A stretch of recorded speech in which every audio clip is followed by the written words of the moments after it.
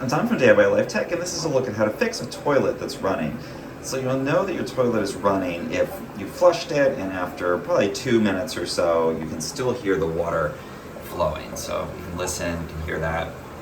So we know that there's an issue.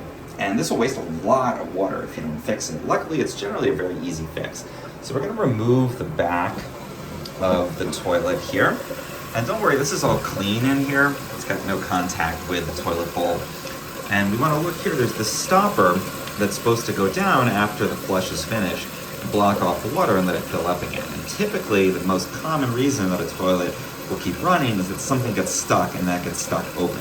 And that way it never fills up and the water just keeps flowing endlessly, as you see here. And in fact, that's exactly what's happened. So often, the little arm coming off of the flusher will have gotten stuck, as it is here, on this piece. It's holding that up. So all we have to do is just jingle this chain around a little, get that so it's not stuck anymore. And you can see now that's in there. This is free. And sometimes the chain might get tangled on something. Again, very common to have it get stuck up here. And we can tell it's working now because look, the water is filling up in the back here again.